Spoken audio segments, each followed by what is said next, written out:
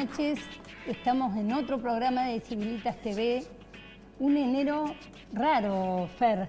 ¿Cómo andás? Muy bien, buenas noches. Porque en principio pareciera que no va a pasar nada y la política está marcando todo el tiempo la agenda.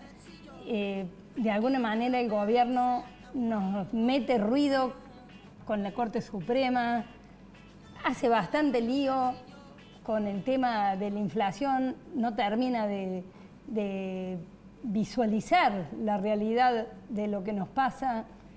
Bueno, vamos a tratar de profundizar estos temas en un programa con un invitado de lujo. Nos visita el doctor Guillermo Mondino, el economista Guillermo Mondino, que aprovechando que está en Córdoba, lo trajimos. Un gusto. Muchas gracias por estar acá. Un lujo, muchas gracias. ¿Cómo se ve la Argentina, vos que tenés algo de objetividad? Bueno, la Argentina está en una situación, desde la perspectiva de los inversores internacionales, una situación de transición. En general, los inversores perciben que el país ya inició el proceso de transición política hacia el próximo gobierno, con una muy alta expectativa de que va a haber un cambio de signo político y cambio de rumbo en la forma de gestionar la política económica y la política en general. Independientemente de quién gane las elecciones, la percepción es que es insostenible la situación actual y que esto va a cambiar. Entonces, ante eso ha comenzado un proceso donde algunos inversores comienzan a posicionarse financieramente de cara a un posible cambio de gobierno, pero por otro lado falta mucho para ese cambio de gobierno, falta casi 11 meses, y en ese periodo de 11 meses muchas cosas pueden pasar y puede haber muchos accidentes, muchos tropezones, y la situación sigue estando muy complicada en tanto el frente doméstico como el frente internacional, que va a hacer que 2023 va a ser un año muy accidentado. Así que creo que no hay pie para cierto optimismo que se percibe por parte de las autoridades, celebrando una inflación marginalmente abajo del 100%. Vos, Fer, querías preguntarle algo. Yo tengo una duda porque además se sucede en los gobiernos y seguimos con el problema de inflación, por supuesto que nada comparable este último tiempo, y realmente a mí me parece que empuja a la clase media hacia abajo. La inflación es como imposible vivir con estos niveles de inflación. Mi pregunta, para tener un poquito de esperanza, ¿cuánto tiempo demoraría ordenar esta cuestión? Bueno, empiezo simplemente con una referencia. Has visto que la inflación ha aumentado en casi todas partes del mundo. Por supuesto que nadie a los estándares de Argentina, nadie a los niveles 10%. De Argentina. Claro, los países tienen 7, 8% de inflación y Argentina tiene 95%. Así que mal que nos pese, es un problema serio de Argentina. Pero lo que ha ocurrido en estos últimos años es que esta aceleración de la inflación ha dado lugar a una serie de estudios de quiénes son los que pagan el costo de esta inflación. Y la respuesta es contundente, eso siempre son los pobres, claro. Son siempre los más marginados de la sociedad los que pagan la inflación. Y de estas nuevas investigaciones han surgido cosas un poquito sorprendentes, que es que los de las clases más arriba se benefician, en realidad. No es que se beneficien, no es la palabra, pero al sufrir mucho menos en forma relativa, terminan estando un poquito mejor. Entonces, primer dato anecdótico a lo que dijiste vos es, efectivamente, no es solamente la clase media que la empuja para abajo, sino que la clase baja también baja para abajo. Entonces, impacta mucho en la distribución del ingreso y impacta mucho en el empobrecimiento de una sociedad. Primer punto. El segundo punto es cuánto se tarda en resolver esto. Bueno, primero, no hay ninguna resolución del tema de la inflación por delante de acá hasta diciembre del 2023. Un gobierno de salida que no está dispuesto a hacer ninguna de las reformas mínimas básicas necesarias para resolver la inflación. De la macro no tiene ninguna chance de estabilizar esta inflación. En el mejor de los casos vamos a tener 100% de inflación en el año 2023. Olvidarnos del 60-65% que el ministro Massa aspira a que tengamos, eso es imposible de que observemos en el año 2023. Así que 2023 ya está fuera del calendario, por decirlo de alguna forma, para bajar la inflación. Luego vendrá un proceso que va a ser muy complejo, porque este gobierno está dejando una bomba de tiempo muy grande en un conjunto de segmentos que hay que resolver. Va a dejar un atraso cambiario importante que va a haber que resolver, va a dejar un atraso tarifario muy importante que va a haber que resolver, va a dejar un desquicio muy grande de precios relativos de salarios que de alguna forma va a haber que encarar, va a dejar un problema fiscal muy importante que el próximo gobierno va a tener que encarar. Todas estas cosas van a ser elementos que la próxima administración tiene que hacer primero antes de aspirar a enfrentar de lleno el problema de la inflación. Y luego viene la resolución del problema de la inflación. Supongamos que el próximo gobierno logra balancear un poco la cuestión de precios relativos de todos estos precios que llegan muy atrasados. Supongamos que el próximo gobierno hace una normalización fiscal, un ordenamiento fiscal significativo para reducir un poco este déficit fiscal que va a ser un legado de esta administración. Entonces el problema que te queda es un problema más monetario, por llamarlo de alguna forma, es un problema de coordinar la forma en que los precios se fijan en la economía. En ese caso se puede hacer relativamente rápido, pero yo percibo que eso será un problema del 2024. Claro. ¿Okay? Es decir, la gente tiene que entender que lo que viene por delante de la Argentina es un proceso largo, complejo y que tendrá que tener paciencia con la próxima administración, sea quien sea, para darle tiempo a ordenar esta economía y no pretender que de la noche a la mañana se puedan resolver los problemas porque no es viable, no existe. La evidencia internacional de todos los planes de estabilización a lo largo de toda la historia marca que hay que hacer lo que dije primero, hay que encarar en el 2024 y luego el proceso, si bien es más o menos rápido, hasta llegar a inflaciones normales de un país normal, tardan 2 o 3 años. Así que lamentablemente esta gente está dejando en la Argentina una bomba muy difícil de desarmar y además una pérdida de tiempo muy grande que hace que la sociedad se transforme más impaciente, pero que vamos a necesitar de esa paciencia si alguna vez queremos que Argentina sea un país normal. Vemos que, bueno, ojalá que haya sido gracias a mí, pero ha surgido el tema de la coparticipación federal y se han hecho estas pujas un poco inentendibles, porque yo que he estado adentro del Senado les digo que hemos visto senadores hacer la vista gorda con los subsidios del transporte, por ejemplo, y ahora se aunan atrás del presidente reclamando supuestos derechos de coparticipación. Pero en lo bueno de esta discusión para mí es que pone el tema que la verdad que es un tema que no hablamos desde el 94, el cómo repartimos los recursos y cómo repartimos las obligaciones, también creo que es a la par. ¿Vos creés que es posible hacer un reparto que sea justo en las condiciones o en las condiciones que la Argentina tiene hoy, que, por ejemplo, no tenemos todos los recursos pasando por el presupuesto? Posible económicamente hablando, es posible. Políticamente es mucho más complicado de dar una respuesta porque reformar, a ver, sea quien sea que es el próximo gobierno, se va a encontrar con un país donde el Estado tiene que achicarse, no crecer. Y cuando digo el Estado, digo todo el Estado consolidado que incluye a los gobiernos municipales, provinciales y el gobierno nacional, más las empresas públicas. Entonces eso va a tener que achicarse un poco, no va a poder mantener su tamaño.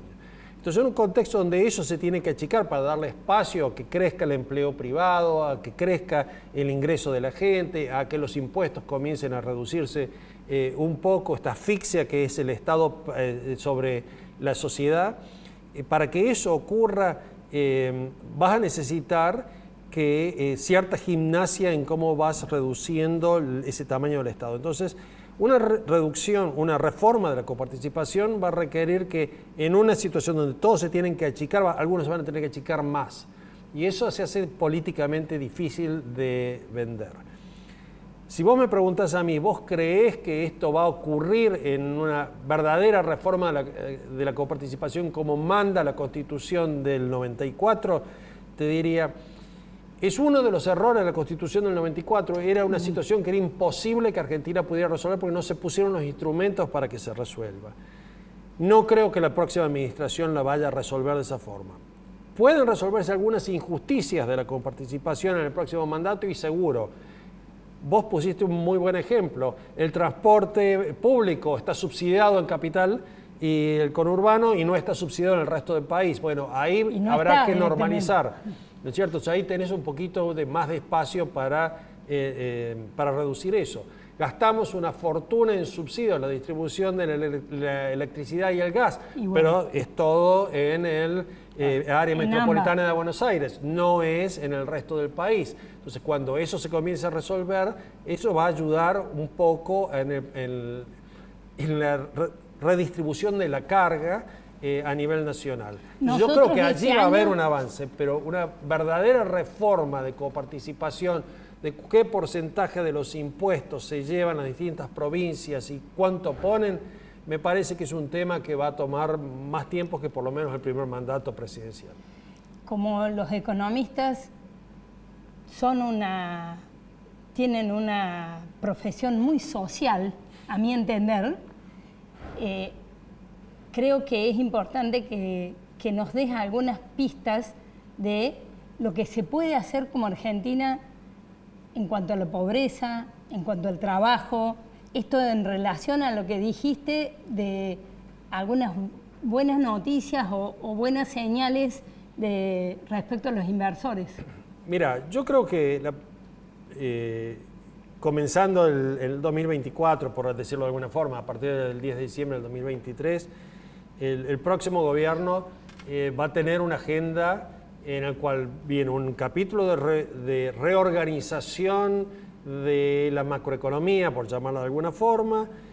Luego vendrá el capítulo de estabilización vinculado a normalización de la macroeconomía. Y al mismo tiempo que comienza eso, viene una agenda muy urgente, que es la agenda de política laboral y política social. La necesidad de una reforma integral de los mecanismos de asistencia social que tiene la Argentina va a ser muy importante. Gastar bien en lo que sea asistencia social a aquellos que genuinamente la necesitan y transformar todo ese mecanismo de asistencia social en un mecanismo que sirva de transición hacia un mercado de trabajo, un mecanismo que facilite una reinserción laboral de la gente con el correr del tiempo. Hoy casi no gastamos nada, por ejemplo, en reentrenamiento de la gente, que más que reentrenamiento, en entrenamiento de la gente para que pertenezca al mercado laboral más moderno. Para que sean empleables. Para que sean empleables de alguna forma. Gente que durante los últimos años trabajó de piquetero, va a tener que comenzar a trabajar en tareas productivas, no tareas que son un obstáculo a la producción. Entonces, para eso va a haber que hacer una gran reforma de los programas sociales y programas laborales. Se sabe cómo hacer eso, se sabe hacia dónde ir. Hay un arte político de cómo implementarlo, pero hay modelos en el mundo de cómo se hacen estas cosas y cómo se hacen mejor. Digamos, México introdujo algunos programas muy exitosos, el mismo presidente Lula introdujo algunos programas que fueron muy exitosos y con el correr del tiempo fueron mejorándose. Hay programas exitosos en Europa del Este que se utilizaron para la transición cuando se salía de cuando se unieron las dos Alemanias. Las dos Alemanias o los otros países europeos. Es decir, experiencias de qué hacer y cómo hacerlo hay. Será hora de que Argentina se aboque a aprender qué es lo que se ha hecho mejor y implementarlo, tratando de no utilizarlo para clientelismo político y para hacer política barata por 2 votos. Muchísimas gracias, Guillermo. No dejes de venir la próxima vez que estés en Argentina. Te necesitamos por tus ideas y por tu objetividad, porque como cordobés que sos, aportás con cariño, pero con alguna distancia también. Gracias. Cordobés de pura cepa, eso seguro. Muchísimas gracias. Fer, vos presentás la... Sí, vamos hablando de hacer ahorros, Carmen. Sí, vamos a tener que reducir algo del tiempo. No. Yo les quiero mostrar un video justamente de cómo usar bien los recursos que tenemos, los recursos públicos. Hemos visto la agenda de las mujeres, cómo ha sido usada por distintos grupos, pero realmente no vemos que eso esté reflejado en las acciones o en la mejora de las mujeres reales. A mí me gusta cómo lo dice mi amigo diputado provincial Nicolás Mayoraz. Los invito a oírlo. El Ministerio de Género, este invento, este bolazo, no había ejecutado nada. Este año no sé cuánta plata le van a dar, voy a analizar, pero es un ministerio que nuestra propuesta ha sido antes y ahora es cerremos ese ministerio que es un curro para lo único que hacen es darle un conchavo a los amigos por una cuestión puramente ideológica. No sirve para nada. Bueno, el diputado, esto del Ministerio de la Mujer, yo cuando lo escuché parecía Milei, ahí yo ya vienen... ¿Eso es parte del discurso de la campaña? O sea, el Ministerio de la Mujer, ustedes no quieren saber nada que exista. Nada, no queremos saber absolutamente nada, porque ni siquiera es Ministerio de la Mujer. Fíjese que se llama Ministerio de Género. Estas feministas radicalizadas no defienden a las mujeres. Fíjese que el ministerio no lleva el nombre de mujeres, lleva el nombre de Ministerio de Género. ¿Se da cuenta? Lejos de proteger a las mujeres, las terminan invisibilizando, porque se quieren acoplar como colectivo, se quieren acoplar al colectivo de la mujer y no terminan defendiendo los derechos de las mujeres. Y las mujeres lo tienen clarísimo eso. Es un colectivo minúsculo, radicalizado, que es muy activo, pero eso no quiere decir que tenga el consenso de las mujeres. Las mujeres no quieren saber absolutamente nada. No, pero aparte, los números a nivel nacional demuestran que se han hecho mucho aporte de dinero a los ministerios nacionales y no se ha achicado nada. Nada, el tema del nada, femicidio, el gasto y te digo, la verdad, tampoco políticas, digamos, para ayudar a prevenir o a mejorar la situación. Es decir, la verdad, en eso comparto de que mucho más allá de lo que sería la idea de ese ministerio, termina siendo colchado para algunos, nada más.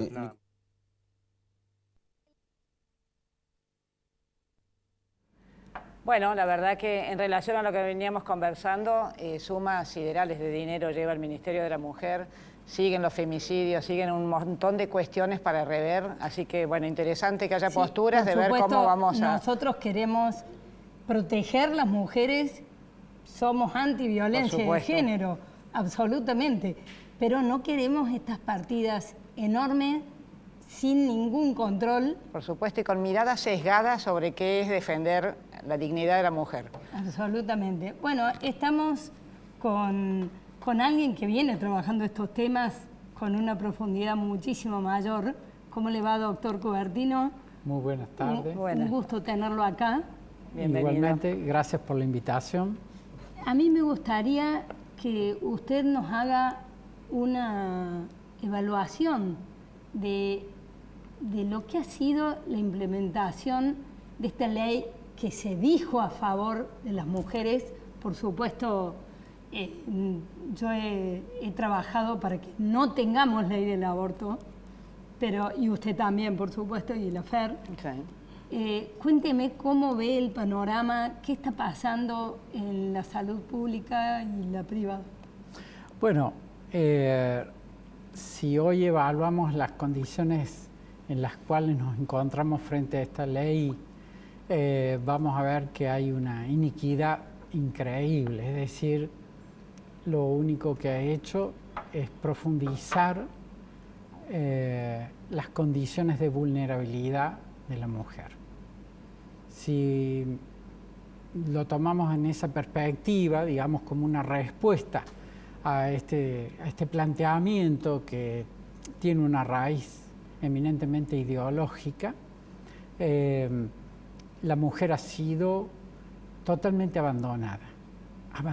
Es decir, esto tiene todos los rasgos típicos de una sociedad que está sufriendo por indiferencia y ha dejado a la mujer en el abandono. Usted lo dice porque se imagina casos concretos, ¿no es cierto? No, porque son reales, los casos concretos son reales. Es decir, esto no es fantasía. Es decir, cuando hablamos de las condiciones en las cuales hoy se asiste en un gran tema como es el tema salud a la mujer, nosotros podemos ver sabemos que se mueren por año entre 150 y 170 mil mujeres al año en la Argentina. Muchas de ellas mueren por enfermedades cardiovasculares, por diabetes, por cáncer, etc. Y estamos invirtiendo millones y millones de dólares simplemente en sostener este desafío de la vulnerabilidad por promoción a prácticas abortistas. Entonces, invertimos millones y millones de pesos, por ejemplo, en misoprostol, por ejemplo, o herramientas para prácticas abortistas. Entonces, no tiene solamente este impacto que tiene este tono de la malversación de fondos, porque si nosotros nos ponemos a ver en esta dimensión, en realidad lo que tenemos que darle es respuesta a la mujer de una manera coherente y prudente a todas las necesidades y no haber quedado atrapados en esta suerte de mentira, digamos, social de que los miles y miles y miles de abortos que llevaban a las mujeres a condiciones de mortalidad, realmente hoy sabemos que es una gran mentira. Entonces, bueno, hay que poner las cosas en su lugar. Me toca ver, por ejemplo, bebés de 6 meses con tos convulsa, que hace décadas que no se veía. Y eso es porque las mamás embarazadas no se cumplen con el calendario básico de vacunas. Exacto, tal cual. Si nosotros vemos las condiciones en las cuales hoy puede llegar una mujer a la condición de interpelarse por una situación de aborto, nosotros vemos que muchas de ellas llegan por presión social, otras por presión familiar, por esto de generar una conducta social que la lleva a esta vulnerabilidad, y muchas de ellas por una mala asistencia social, pésima asistencia social.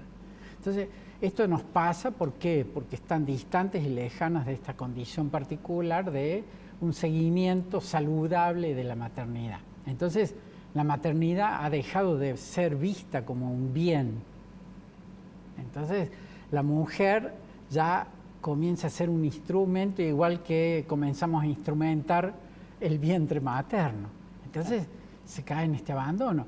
Y tenemos figuras muy evidentes para esto. Entonces, por ejemplo, en los últimos meses hemos sabido de casos de niñas que han sido abusadas. Han abusadas en el ámbito familiar. Sin embargo, la justicia lo único, digamos, quedaba atrapada en esta dimensión de la conducta de la salud pública, de decir, bueno, lo solucionemos realizando un aborto. Y después vuelve al mismo ámbito, sin darle respuesta. ¿Y qué es lo más frecuente, no es cierto? Que sea el entorno familiar o un vecino. Además, seguro, y el alto impacto que esto significa para la salud, no solamente para la mujer que está en condiciones de vulnerabilidad, sino para el profesional, primero para el equipo de salud. Para el equipo de salud, esto es de alto impacto para el equipo de salud. Y también por el gran tema de la conciencia. Es decir, nosotros nos formamos para la vida, no nos formamos para la muerte. Y Córdoba tiene un conjunto de profesionales que son objetores de conciencia, ¿no es cierto? Por supuesto. Mire, yo le puedo dar números certeros de la cantidad de médicos objetores de conciencia que existen, tanto en el ámbito privado como en el ámbito público. Y en el ámbito público, le puedo dar el dato preciso. La institución municipal más grande que tenemos en Córdoba, el Príncipe de Asturias, es una institución que tiene 100% de médicos objetores. Sin embargo, desde el municipio se plantean políticas que van en contra de este gesto comprometido del profesional de la salud de dar una respuesta coherente a los temas de vida. Entonces, si le vamos a dar... ¿Se cumple la ley? ¿Cumplimos la ley, por ejemplo, con consejería? No, es que ese es el tema, es decir, la consejería está matizada, digamos, con un lenguaje en el que parece ser que vamos a recibir a la mujer para darle una respuesta eficaz. Y en realidad las consejerías hoy están armadas, tanto en la provincia como en el municipio, simplemente no para acompañar la condición de vulnerabilidad de una mujer. Y la libertad. Esencial, porque yo soy libre y tomo una decisión libre y responsable cuando conozco la verdad. Entonces, quiero que venga acá alguien del equipo de salud de la provincia, del municipio, que me diga dónde se hace realmente consejería en el sentido de cuidar la dignidad de la mujer, de respaldarla, de respetarla, de acompañarla frente a las condiciones de vulnerabilidad que puede estar, que son de distinto tipo. Entonces la abandonamos, entonces no existen consejerías como las necesitamos. Es decir, está planteado desde la ley, pero está dibujada, matizada en tonos de gris para encubrir este gesto de impulsarla a la decisión del aborto. Entonces llega y dice, estoy con problemas, tengo problemas económicos, tengo violencia, me pegan, me van a abandonar, pierdo el trabajo, muchas cosas en las cuales llegan jóvenes, mujeres adultas, parejas en condiciones vulnerables, y lo que el Estado tiene que hacer es dar una respuesta coherente. ¿Para qué? Para dignificar a esta mujer que es madre. Es decir, la maternidad es una situación muy particular en el acontecimiento de la interioridad de la mujer. Este es un problema psicoafectivo muy importante y va a significar un problema social muy importante para nosotros en el futuro, porque la maternidad es un bien, porque es un porque don. aparte esto quiebra el vínculo más íntimo. Totalmente. Que en eso podemos dar fe.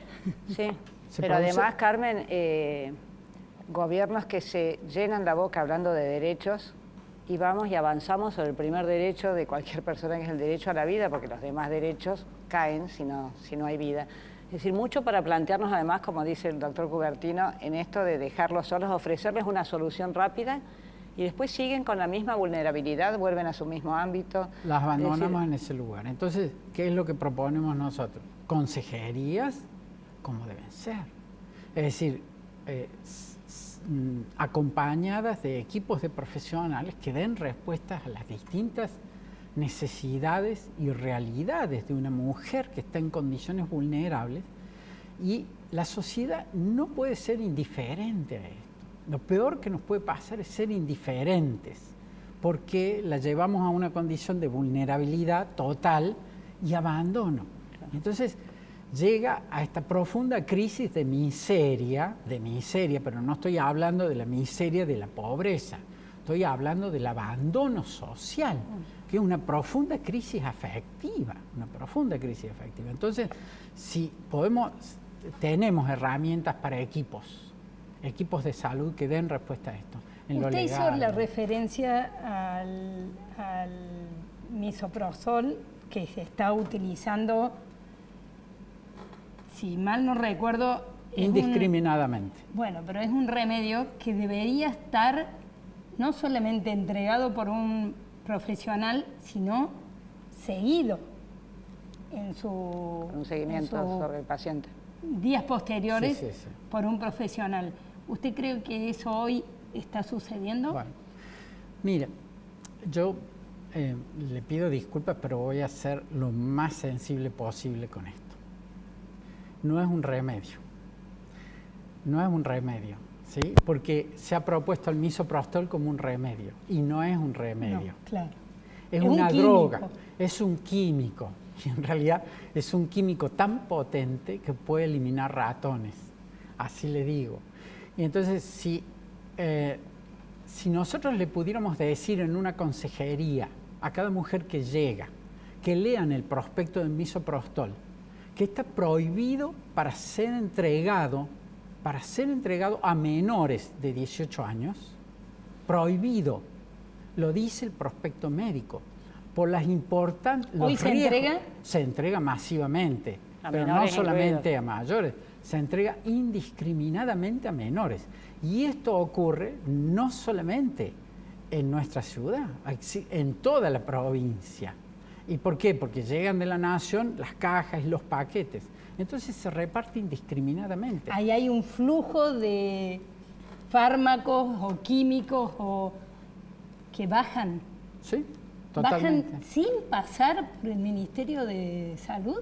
Claro, bueno, acá hay otro tema, ¿no?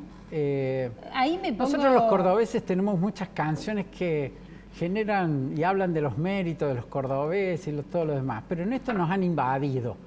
¿Por qué? Porque nosotros nunca le hemos entregado a la nación todos nuestros derechos respecto de la salud pública. Por supuesto. Nosotros, los cordobeses, tenemos que gestionar nuestra salud pública y tenemos autonomía para eso.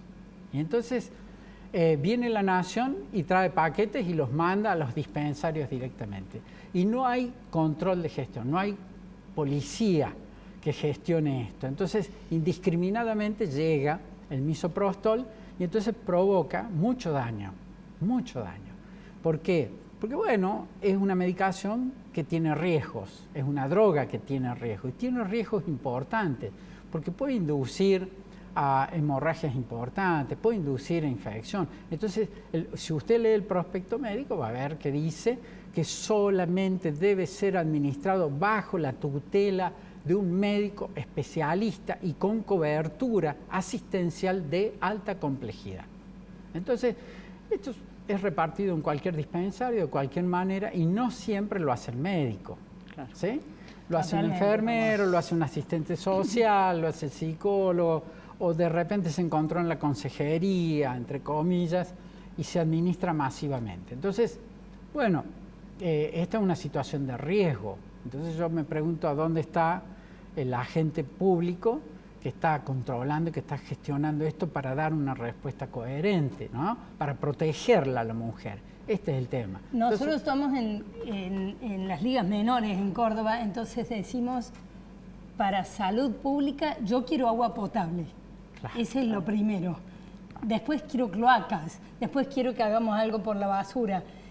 Creo que estamos todavía, no deberíamos despilfarrar recursos en esas otras acciones que no sé si ayudan. Sí. Totalmente, yo creo que si de repente orientamos estas inversiones, ¿no?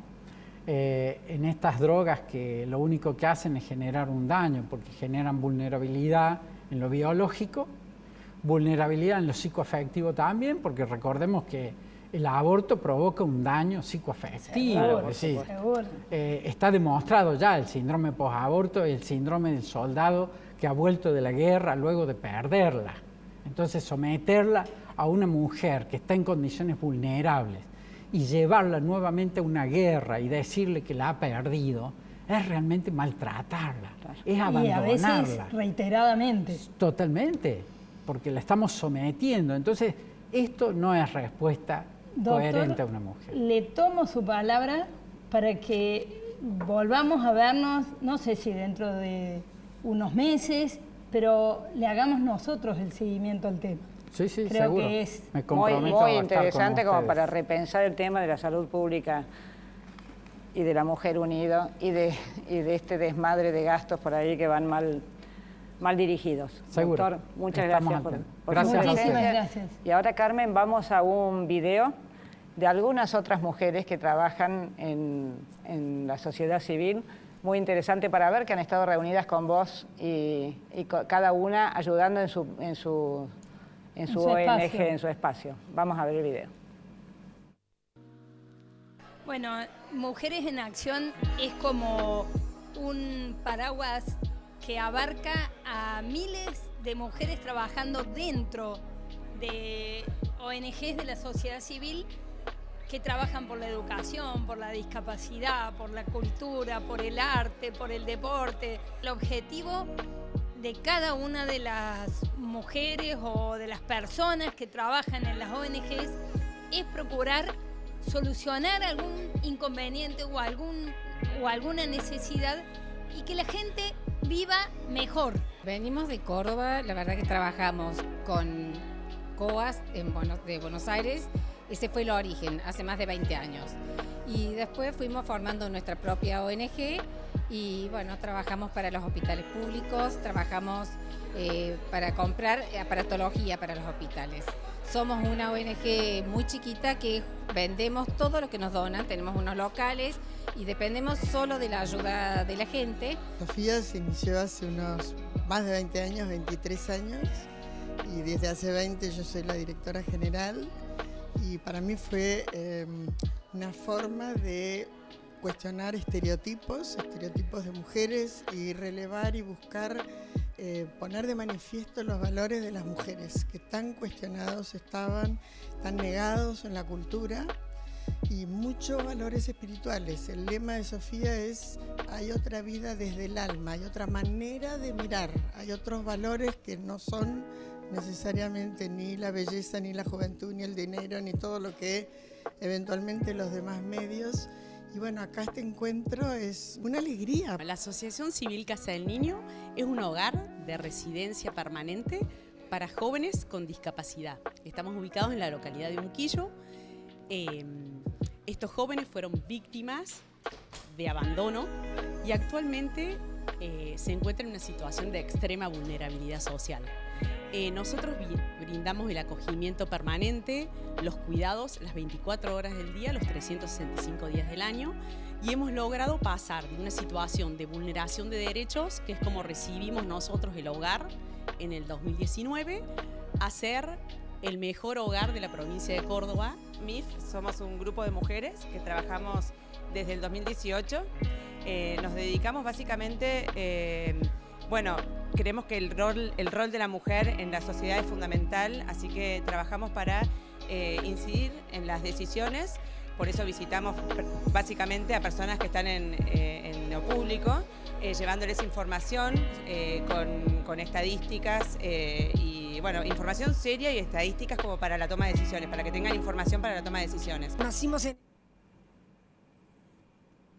Estamos acá con un joven que a mí me encantaría tener muchos jóvenes como Agustín Galeto en nuestro grupo. No tenemos tanto, así que aprovechamos para mostrarlo. Agus, contá un poco a qué te dedicas, un poco de tu vida. Actualmente yo estoy cursando los estudios para el posgrado. Estoy haciendo un doctorado en microelectrónica. ¿Cuántos años tenés? Tengo 30. ¿Estado civil? Casado. ¿Tenés padre ya? Padre de un hijo, Tarcisio se llama. Tiene poquito más de 3 meses. Bien.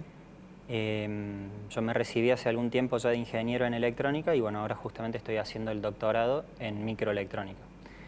Y también estoy dando clases en la UTN. Empecé en marzo del año pasado, más o menos. Yo digo que tus cualidades, que hayas estudiado, nos hace falta. Que hayas estudiado ciencias duras, que te quieras quedar ¿Te querés quedar en el país? Me quiero quedar, sí. Te estás quedando.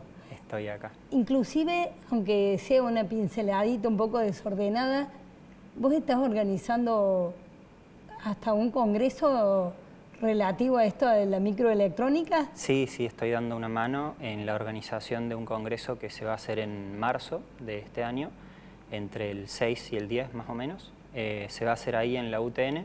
¿Hay muchos como vos? Hay bastantes, sí, bastantes jóvenes muy comprometidos con desarrollar un poco esta industria acá en Argentina. Para la gente piense que es Taiwán, Singapur, China, no sé si Estados Unidos, realmente es ideal que nos posicionemos en alguna actividad como esa.